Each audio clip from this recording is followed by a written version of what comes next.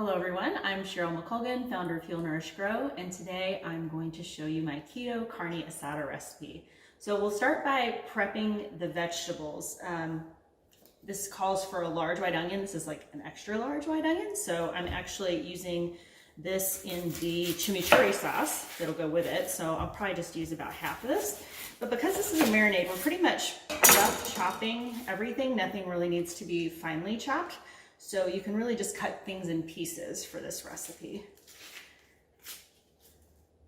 So I like to take the outer skin off first. And everything's already been washed and ready to go. So we'd never usually do that in real life, but because we're doing a video, everything's ready for once. So as I mentioned, this is a rather large onion, so I'm just going to chop it in half so I have some to use for later. And then again, this is just a rough chop on the onions. I kind of like to do it in 6 or 8 pretty big chunks, and then you'll leave that ready to go. And then the recipe calls for 4 cloves of garlic. If you love garlic, feel free to put extra. It's not going to hurt it any. And this is just pretty much the easiest way I've learned of peeling and prepping garlic for recipes is to just do a nice little smash with the back of your knife. And then usually the skin comes off pretty easily after doing that. Just be careful, obviously, to avoid the blade, but I've never had that be an issue.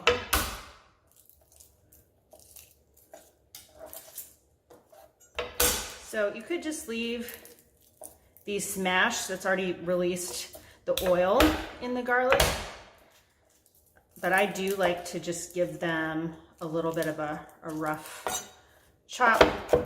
So just big hunks, totally fine. And actually the skin, if there's any pieces of skin on this particular recipe, again, since it's a marinade, that really doesn't matter so much. And the next thing that calls for is the zest and juice of a large lime. We don't have I didn't have any large limes, so I'm just going to use 2 of these smaller limes. And this is a nice tip for getting your juice in your citrus fruits, is to give it a roll first before you work on getting the juice out. And then for the zest, I've had this for probably, embarrassing to say, 20 years, a microplane. It's a really nice kitchen tool to have, and it comes in handy whenever you zest citrus fruits. And one of the nice things about keto, if you're trying to keep the sugar down, of course, sometimes, like in this recipe, there is some fruit juice. It's pretty minimal and it doesn't get absorbed a lot by the meat. It's more the acid in the fruit that you want to help break down the meat fiber. And then, some of the sugar may be absorbed, but not much. But where you can really get a lot of flavor is by using the zest of the citrus fruit. And when you zest, just be careful not to go too deep into the fruit, because as you get towards the pith, the white part, that becomes quite bitter. So you really just want to focus your efforts on barely skimming off the dark green part on your lime.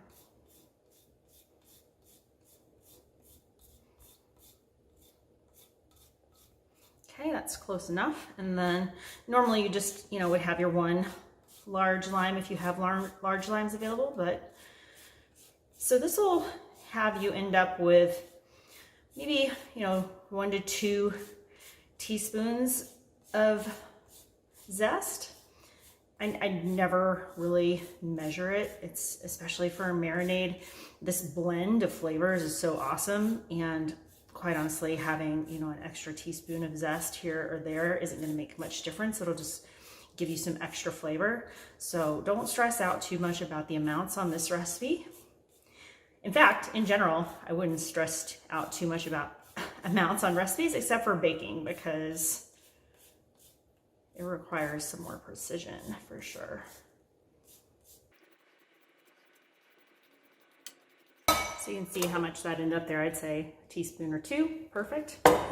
And then once you have your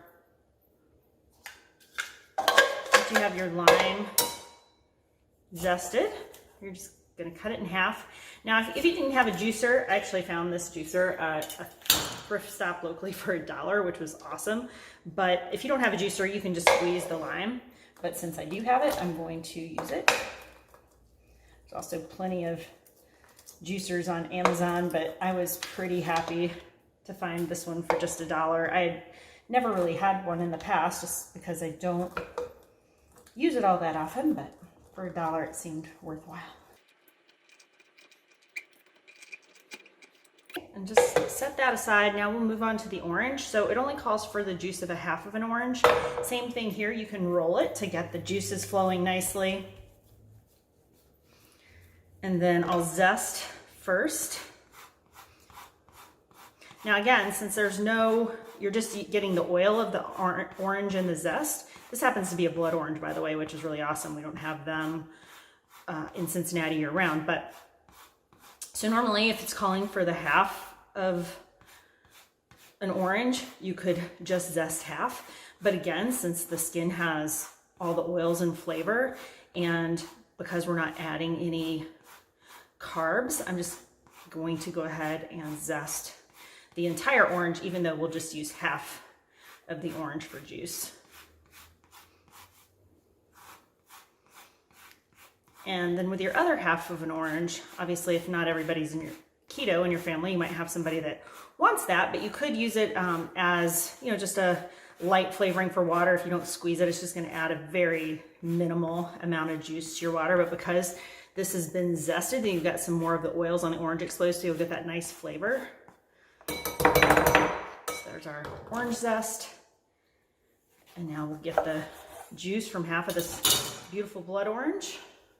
So, and of course, usually I just use regular old orange, but because this was available right now, it's just got a very pretty look to it and some nice flavor.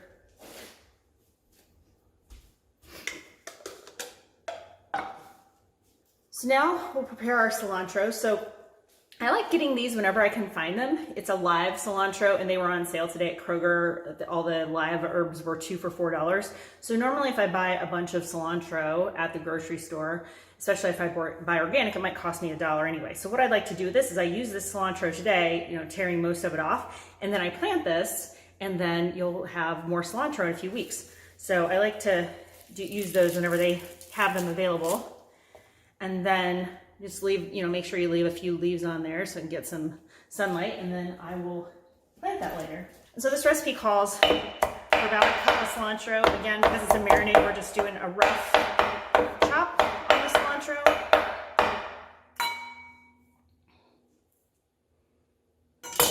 And then 1 large jalapeno. This is a rather very large jalapeno, but I love jalapenos, so I'm going to go ahead and use the whole thing.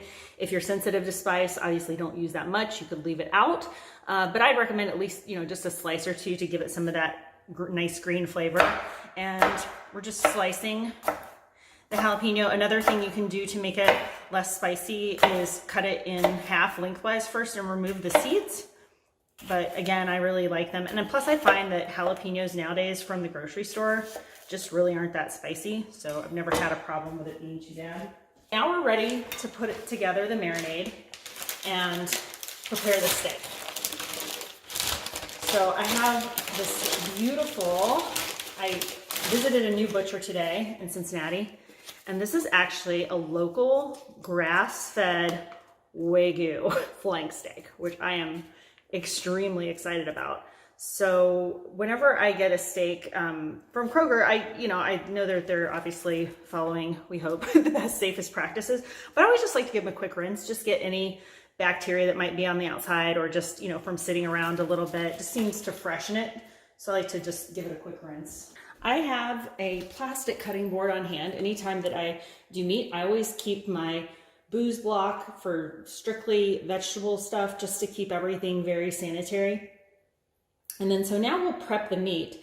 And what I like to use, you can use a handheld, what I usually use for a flank steak in particular is a handheld where you put the tines down in it and it kind of creates deeper holes. But since this is Wagyu, it should be more tender to start with, so I'm not going to do too much of that. So you can use a good old fashioned meat tenderizer, just looks like a hammer basically, or you can even just use a fork. So depending on what you have on hand, you'll just give the meat a quick once over to loosen up the fibers and to allow our marinade to more fully penetrate Actually, that's why I like the thing with the tines and using the fork, is because it makes deeper holes in the meat, so it allows the marinade to penetrate a little more deeply.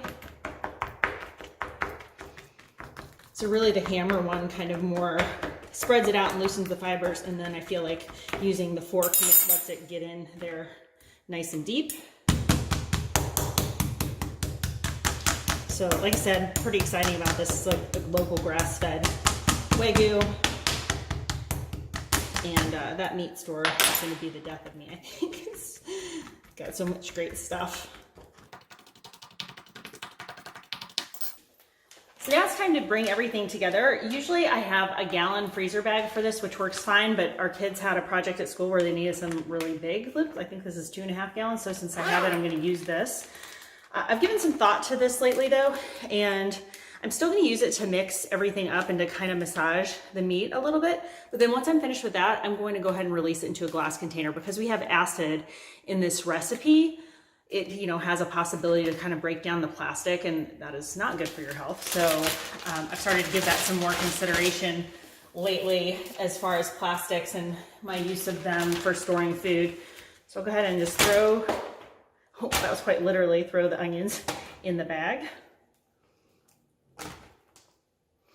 And then the garlic. And obviously this really doesn't make any difference what order you put these things into the bag, just as long as they all make it in there eventually. You may even want to use gloves for this, for handling. I like to try to scoop things up on the knife so I'm not touching the seeds and stuff too much, because once you get that hot oil on your fingers, it's very difficult to get off. Add our zest. So that was all the dry ingredients. Now we'll put in the wet ingredients. So you have your orange and lime juice going in, and then a half a cup of olive oil.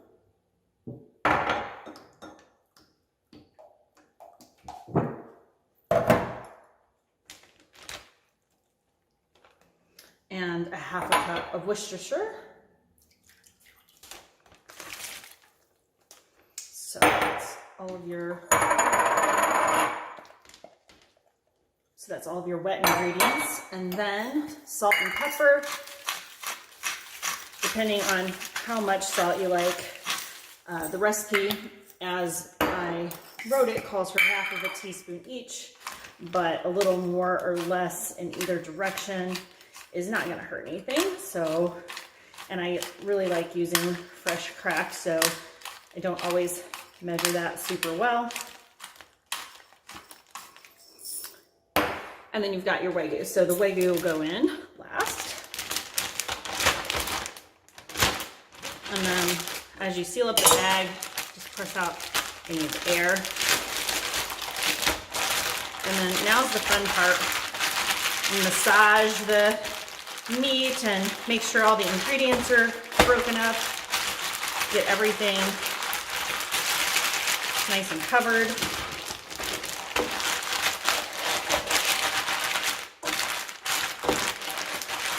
Okay, so I've never read anything about how much plastic breaks down with, you know, acidic foods inside of it. So that might be not as much of a worry.